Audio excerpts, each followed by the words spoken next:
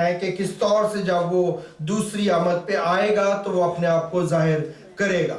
54 بات جو ہے، 54th بات جو ہمارے سامنے ہے وہ 45ویں باب کی 8ویں آیت اگر آپ پڑھتے ہیں تو وہاں پہ لکھا ہے کہ یوسف نے جب اپنے بھائیوں سے ملا اور اپنے بھائیوں کو باپ کے پاس بھیجا تو اس نے کیا کہا کہ کیا بتانا اس کو؟ اس نے کہا کہ اس کو جا کے بتانا میرے باپ کو کہ خدا نے مجھے فرعون کا باپ اور اس کے سارے گھر کا خداوند اور مصر کا حاکم بنایا ہے۔ یعنی کہ جو فرعون ہے وہ ہے اور میں دوسرے درجے کا حاکم ہوں، لیکن اس نے کہا کہ بتانا کیا ہے کہ اس نے مجھے فرعون کا باپ بنایا ہے، مجھے اس کے گھر کا خداوند بنایا، حاکم بنا دیا ہے۔ وہ یہ کہہ رہا ہے کہ فرعون میں اور مجھ میں صرف پوزیشن کا فرق ہے، اصل میں اور فرعون ایک ہی ہے۔ وہ میری مشورے اور میری صلاح کے بغیر کچھ نہیں کرتا۔ اسی طرح سے خدا یسوع مسیح جو ہے وہ ہے تو دوسرا قانون جو کام کرنے کے سبب سے، لیکن خدا میں اور خدا یسوع مسیح میں کوئی فرق نہیں ہے، جو موجود ہے وہ اور یسوع اور خدا ایک ہی ہے۔ 55ویں بات جو ہمارے سامنے ہے وہ 45ویں باب کی 17 آیت سے 20 آیت تک آپ پڑھ سکتے ہیں کہ یوسف جو ہے اس نے جو اس کا سارا گھرانہ خاندان تھا، اس سارے گھرانے کی کھانے پینے کی خوراک کا اس نے بندوبست کیا مستقل طور پہ۔ خدا یسوع مسیح جو ہے اس نے بھی اپنی قربانی دی اور اپنے گھرانے اسرائیل اور پوری دنیا جو اس کے بیٹے اور بیٹیاں ہیں ان کے کھانے کا اور نجات کا مستقل انتظام کیا، اور یہ انتظام کیا کہ وہ اس سارے سبب سے جو ہے وہ مستقل طور پہ خدا ان کے پاس اگر رہنا چاہیں تو وہ رہ سکے۔ پھر جو 56 بات ہمارے سامنے ہے وہ 43ویں باب کی 34 آیت اور 45 باب کی 22 آیت میں لکھی ہے کہ جو بنیامین اس کا بھائی ہے، وہ ایکچولی 4 بیویاں تھیں، اس کے باپ کی تو مختلف بیویوں میں سے مختلف بھائی تھے، لیکن اس کی ماں میں سے وہ 2 ہی بھائی تھے، یوسف اور اس کا چھوٹا بھائی بنیامین۔ تو جب بنیامین وہاں پہ آیا تو کلام میں لکھا ہے کہ اس نے بنیامین کو جو ہے جب خوراک بانٹی گئی تو اس نے بنیامین کو خوراک کا 5 گنا دیا، اور اس کے بعد جب ان کو بھیجا تو باقی سب بھائیوں کو کپڑے جو ہیں ایک ایک جوڑا کپڑا ان کو دیا، لیکن بنیامین کو 5 جوڑے کپڑے اس نے دیے۔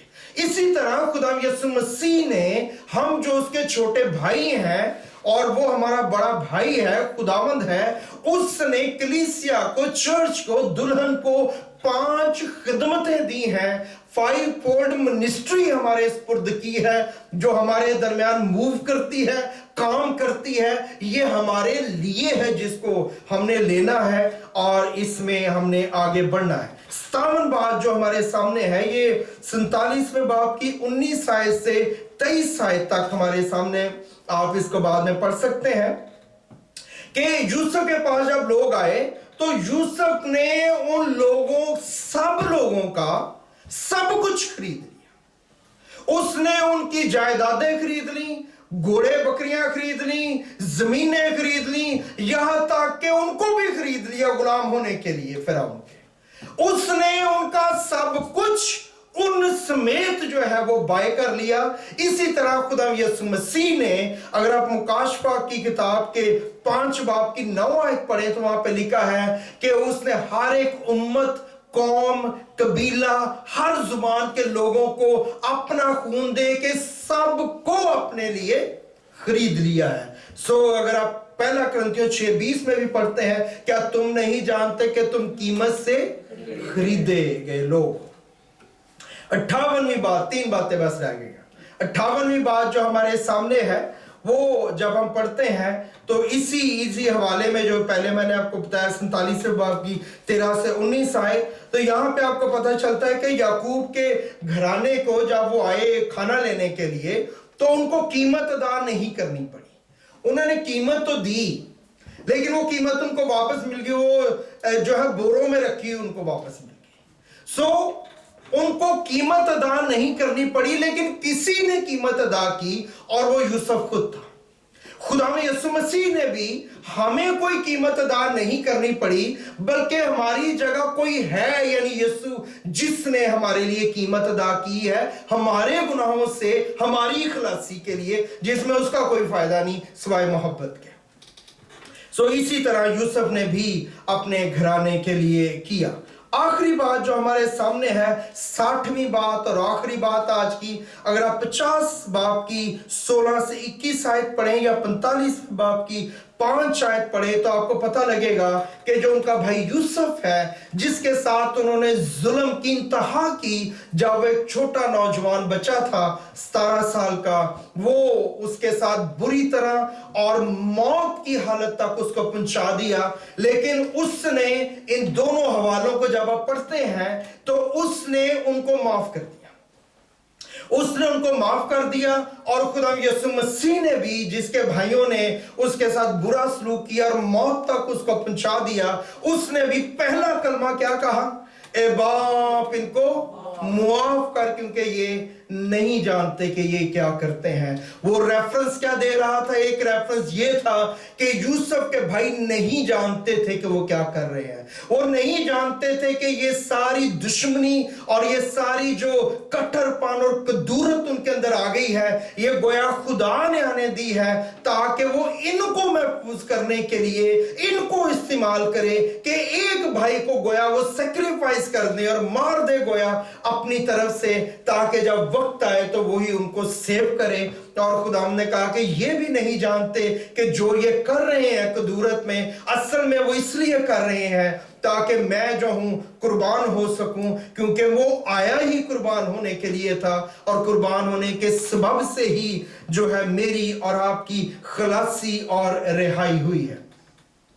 अजीजों, इसलिए मुझे और आपको इस चीज से गर्ज नहीं होनी चाहिए कि कौन सी चीज में से, हालात में से हम गुजर रहे हैं, बल्कि हमने देखना यह है कि हम किस चीज की तरफ बढ़ रहे हैं।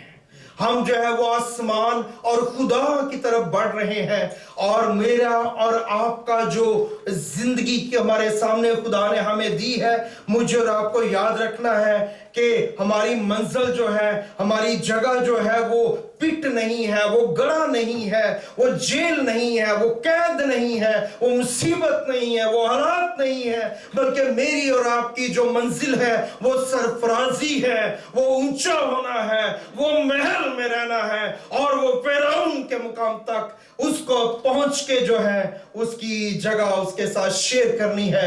इसलिए लिखा है कि उसने हमें अपने साथ आसमानी मुकामों पे बिठाया है।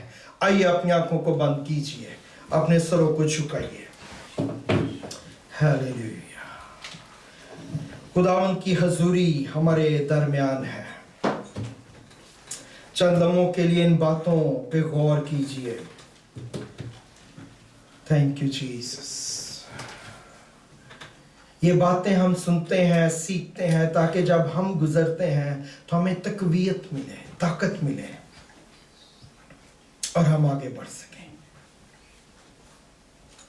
Thank you Jesus. अब वक्त है कि हम खुदा की मेज की तरफ आगे बढ़ें। मेहरबानी से थोड़ी जगह भी बना दीजिए।